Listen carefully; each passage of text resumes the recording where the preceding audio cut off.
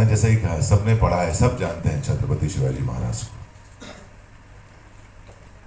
लेकिन आज भी हिंदुस्तान में अधिकांश लोग कई बार सिर्फ शिवाजी बोलते हैं, कोई छत्रपति शिवाजी महाराज पूरा नाम लेता नहीं है, क्योंकि वो जानते नहीं है उनके बारे में, वो कौन थे,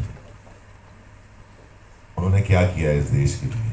कई सारे आपने देखोगे इंस्टाग्राम पे ऐसे पेजेस आते हैं जहाँ हिंदुस्तान के नक्शे में हर तरफ ग्रीन होता है और फिर शिवाजी महाराज का एक विजुअल आता है और वो पूरा ग्रीन एक भगवे में तब्दील हो जाता है धीरे धीरे।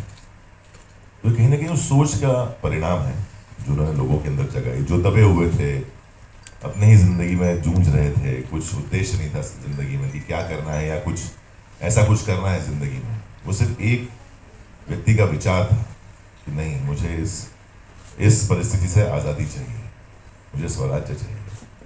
उनका विचार शायद किसी को नहीं पता होगा, कहानियां पता होंगी कुछ, स्पेशली जो हमारी जनरेशन है, हमारे बाद वाली जो जनरेशन आने वाली है, उन्हें तो शायद बिल्कुल भी नहीं पता होगा। कि उन्हें शायद जो सिवा और बीटीएस पता होंगे, लेकिन या विदेशी कोई ऐसा इतिहास होगा, पर्शियन या फ्रेंच या ऐसा कुछ इतिहास शायद ज़्यादा पता होगा बनिस्बत कि उन्हें हिंदुस्तानी इतिहास पता होना चाहिए। तो ये हमारा कर्तव्य है कि हम उन्हें उसके बारे में बताएं और सही तरीके से बताएं। तानाजी एक फिल्म थी जो सबने देखी, सबको बहुत पसंद आई। पसंद कई कई वजह से आई। कितने लोगों ने अपने बच्चों को ये सही वजह बताई है वो मुझे नहीं पता। हमने कोशिश की थी कि हम सही वजह बताएं कि महाराज के विचार क्या थे। आपने अगर देखी होगी फिल्म तो उसमें कई जगह उनके डायलॉग्स हैं, उन्हें समझने की कोशिश की जाए तो समझ में आएगा कि उनके विचार क्या है। कि राजा के लिए सैनिक मरते ही हैं, लेकिन एक छोटे से सैनिक के लिए मरने वाला राजा ये पहली बार देखा किसी ने। वो एकमेव राजा है पूरी दुनिया में जो ऐसा था। नॉर्मली राजा हमेशा अपने सिपाहियों को आगे करते थे। महाराज एक ऐसे राजा थे जो अपने एक सिपाही के लिए आधी रोटी खाकर वो 6 महीने रहे एक पहाड़ के ऊपर, एक किले के ऊपर, रोज सतकोर कहते हैं हमारे, मतलब चौथाई रोटी खाकर वो इतने उन्होंने समय काटा ताकि उनके सैनिकों को खाना मिल सके। उस दर्रे के बाहर भी वो रुकने को तैयार थे ये कहकर कि नहीं, अगर उनको शिवाजी चाहिए तो शिवाजी मिलेगा, आप लोग जाइए। इस तरह का राजा कभी किसी ने देखा नहीं, ना कभी हुआ है ना कभी होगा। और ये इतिहास हमारे फ्यूचर जनरेशन को बताना बहुत ज़्यादा ज़रूरी है। तो एक ऑडियो विजुअल मीडियम या एक फिल्म का मीडियम सबसे ज़्यादा इजी है और एंटरटेनिंग भी है मेरे ख्याल से, कि आपको विजुअली, और अब तो टेक्निक इतनी बढ़ चुकी है कि हम उनको विजुअली एक्सप्लेन कर सकते हैं कि क्या हुआ था उस टाइम पे, क्या परिस्थिति होगी, कैसी कठिनाइयाँ होंगी जहाँ ये सारी घटनाएं, सारा इतिहास रचा गया है। दूसरा सवाल है कि इन ऊंचे ऊंचे पहाड़ियों के बीच में शूट करने में क्या दिक्कतें आई हैं। और ये दिक्कतें ये है कि सर आज तभी सीढ़ी चढ़ने में भी दुखता है घुटना। नहीं, बहुत सारी घटनाएं थी। बिकॉज हमारे डायरेक्टर हैं अभिजीत देशपांडे, उनके बारे में ये कहना चाहूँगा।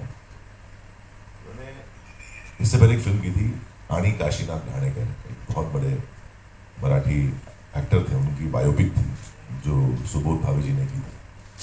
सुबोध भावे जी ने, और जो हमारे प्रोड्यूसर हैं सुनील फड़तरे, इस फिल्म के भी प्रोड्यूसर वही हैं, इन दोनों ने कसम खाई थी कि हम अभिजीत देशपांडे के साथ दोबारा काम नहीं करेंगे। इतना जिद्दी, इतना ज़्यादा परफेक्शनिस्ट आदमी है। कई बार आप इरिटेट हो जाते हो कि यार क्या करवा रहे हो यार, मतलब ये कोई जगह शूट करने की, मतलब यहाँ आदमी, मतलब चिड़िया नहीं पहुँच पा रही है, तुम मुझे बोल रहे हो चल के वहाँ चढ़ेंगे ऊपर और शूट करेंगे। तो ऐसा वो एक आदमी है जो बहुत ज़िद्दी है, उसकी पढ़ाई बहुत ज़्यादा है। 9 साल से वो इस फिल्म पर रिसर्च कर रहे हैं। जो आपको फिल्म में देखेगी, ये मेरा वादा है आपसे। तो एक ऐसे आदमी के साथ काम करना जो दिन रात नहीं सोचता है, वो पाताल आसमान नहीं सोचता है, कितना कठिन रहा होगा हमारे लिए। और वो कितना अच्छा है, इसका उल्लेख ये है कि वो जो दोनों थे, जो प्रोड्यूसर सुनील फड़तरे और सुबोध भावे, वो दोनों इस फिल्म का हिस्सा है। वही प्रोड्यूसर है और वही सुबोध भावे इस फिल्म में भी है।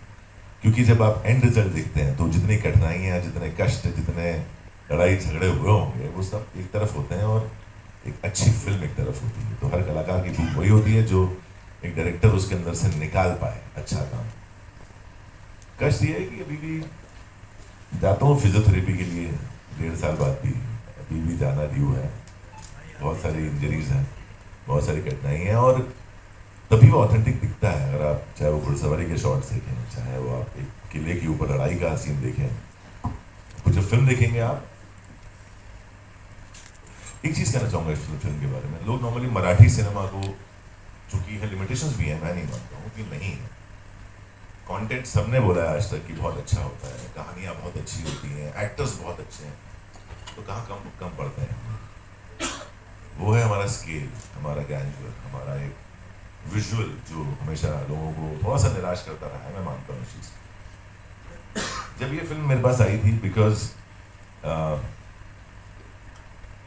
2020 में तानाजी द अनसंग वॉरियर आई थी, और मैंने उसमें छत्रपति शिवाजी महाराज का रोल किया था। लोगों ने बहुत अप्रिशिएट किया, बहुत माना, कई जगह पोस्टर लगाए जाते थे, और एक एक्सेप्टेंस होती है किसी कलाकार के लिए कि हाँ, इस भूमिका में ये बहुत अच्छे लग रहे हैं, जच रहे हैं, अच्छा काम किए।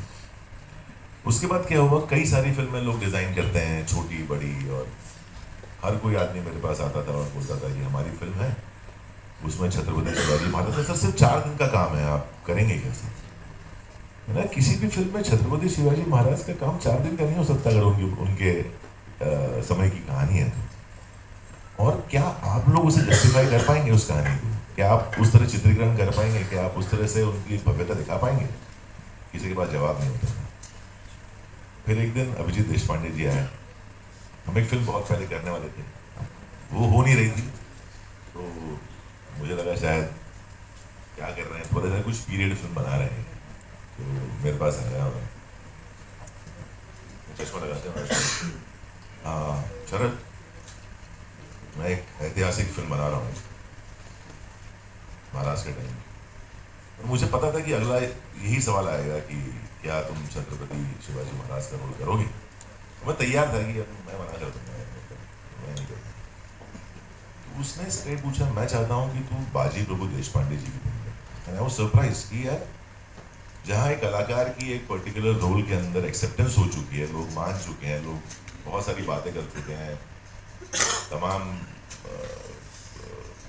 मीम सुनी कहूँगा, लेकिन बहुत सारे इंस्टाग्राम पोस्ट थे जहाँ जब भी छत्रपति जी की बात होती थी तो मेरी फोटो या एक वो पिक्चर सामने आती थी। उसमें ये व्यक्ति, ये इंसान आता है और मुझे पूछता है कि आप बाजी प्रभु देशपांडे की भूमिका करोगे, बिकॉज मैं हिंड के ऊपर कहानी बना रहा हूँ।